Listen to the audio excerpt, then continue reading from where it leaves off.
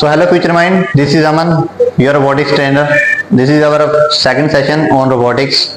In this session we will learn about Arduino Uno and Arduino IDE.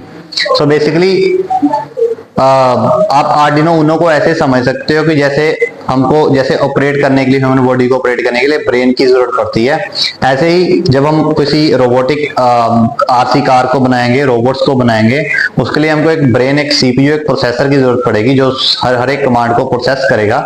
उसके लिए हम in this session में हम जो है Arduino Uno का यूज करेंगे। तो Arduino Uno को basically Arduino is a hardware and Uno ये इटली में मेड हुआ था, तो Uno का मतलब वन होता है, तो इसलिए इसका नाम Uno है। एंड इसके काफी सारे वेरिएंट होते हैं, जैसे Arduino Nano, Arduino Pico, Arduino Micro। तो आज हम इस सेशन में Arduino Uno का यूज करेंगे। और Arduino IDE is basically Arduino software, उसके बारे में आज यूजर इंटरफेस और उसकी प्रोग्रामिंग कैसे होती है वो सारा आज हम देखेंगे। So first of all Arduino Uno क्या होता है? तो बेसिकली Arduino Uno में 14 डिजिटल पिंस होती हैं। कुछ इस टाइप का Arduino Uno की लुकिंग होती है। Arduino Uno कुछ इस प्रकार का दिखता है। यहाँ पर एक माइक्रो प्रोसेसर होता है। Arduino Uno दो टाइप्स के होते हैं। यहाँ पर जो माइक्रो प्रोसेसर होता है, एक तो चिप बिल्ड होता है, एक ऐसा एक माइक्रो प्रोसेसर होता है। दोनों में डिफरेंस क्या होता है? जब हम चिप वाला माइक्रो प्रोसेसर यूज करते हैं तो उसको हम रिप्लेस नहीं कर सकते, बट इसको हम रिप्लेस कर सकते हैं। और इसकी जो कैपेसिटी है वो 8 बिट की होती है और उसमें जो है वो 32 बिट्स का होता है। एंड अगर हम इसकी कॉन्फ़िगरेशन देखें, इसकी स्ट्रक्चर को देखें, तो आप यहाँ पे देख सकते हो कि यहाँ पर हमारे पास 14 डिजिटल पिंस होती हैं, D13 D0 to D13। यहाँ पर 14 हमारे पास डिजिटल पिंस होती हैं, 6 हमारे पास एनालॉग पिंस होती हैं, A0 to A5। एंड एक हमारे पास 3.3 वोल्ट, दो हमारे पास 5 वोल्ट और दो हमारे पास ग्राउंड्स की पिंस होती हैं इस साइड, एंड एक हमारे पास इस साइड ग्राउंड की पिन होती है। तो ये इसकी बेसिकली कॉन्फ़िगरेशन होती है। इसके पिंस के अकॉर्डिंग जो है हम इसकी प्रोग्रामिंग करते हैं, पिंस डिफाइन करते हैं हम कि डिजिटल पिन 13, डिजिटल पिन 14, वहां पर हमने अपना सेटअप जो है सेंसर्स हैं वहां पर लगाते हैं और उसके अकॉर्डिंग इसकी हम प्रोग्रामिंग करते हैं।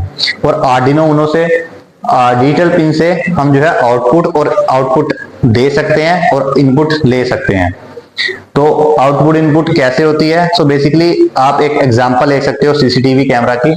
हमारे पास एक सीसीटीवी कैमरा लगा हुआ है जो हमारी वीडियो रिकॉर्ड करता है, हमारा आउटपुट लेता है और वो इनपुट देता है सीपीयू को। आप प्रोसेसर बोल सकते हो या फिर Arduino बोल सकते हो। उसको जो है इनपुट देता है, देन फिर वो इनपुट प्रोसेस करता है और हमारे को डिस्प्ले में शो करता है। उसी तरह से आप किसी एक रोबोट को ले लोगे तो वहां पर, जैसे कि अभी हमारे पास ये सोकर रोबोट है, तो यहाँ पर क्या है कि हमारे पास सोकर रोबोट है, यहाँ पर Arduino लगा हुआ है, व्हील्स लगे हुए हैं, मोटर्स लगी हुई है।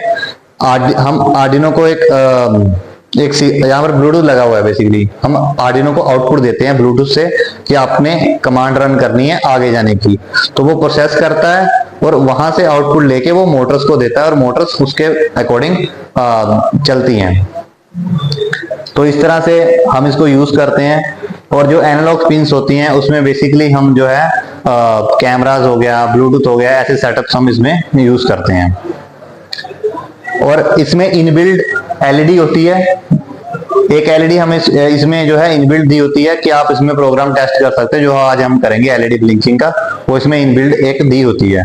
एंड इसमें दो पिंस होती हैं, जिसको एक RX पिन और TX पिन। आप यहाँ पे देख सकते हो RX पिन और TX पिन होती है।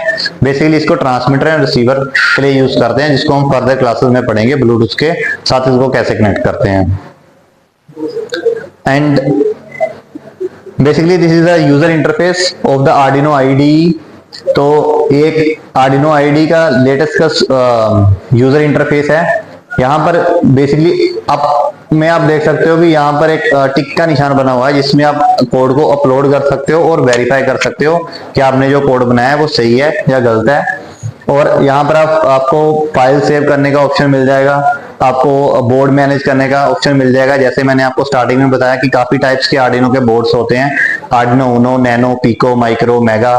तो आप उसको सिलेक्ट कर सकते हो कि आप कौन से कोड पे बोर्ड पे काम कर रहे हो, उसको डिफाइन करना पड़ता है। देन उसके बाद आप जो है वो प्रोग्राम करते हो।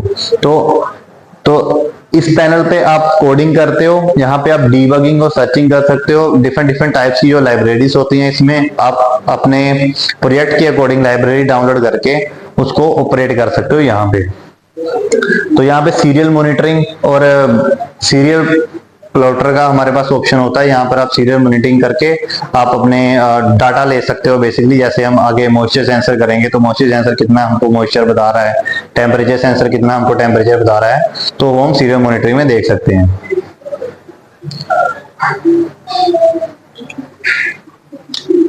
तो basically this is our first code of Arduino LED blinking, जिसमें हमने एक कोड बनाया है और ये उसका एक इलेक्ट्रिकल सर्किट है जो हम आर्डिनो में करेंगे। फिलहाल हम आर्डिनो में इनबिल्ट एलईडी का नहीं कर रहे, इसमें हम एक्सटर्नल एलईडी लगाएंगे और ब्रेडबोर्ड के साथ जो है उसको ऑपरेट करेंगे। तो आर्डिनो की कोडिंग बेसिकली C++ और C की कोडिंग होती है, बैक एंड पे ये कोडिंग चलती है, पर इसकी programming as a compare Python, C या जावा उन सबसे इजी होती है।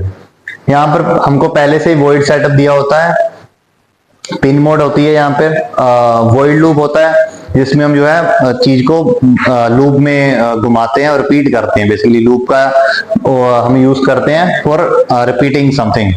सो यहाँ पर हमने कोड दिया हुआ है, हम उसको रिपीट कर रहे हैं और यहाँ पर हमने पिन सेटअप की हुई है। जैसे कि मैंने आपको पहले बताया था कि आपने डिफाइन करना होता है कौन सी पिन में आप लगा रहे हो, तो उसके अकॉर्डिंग जो है वो कोड रन करता है।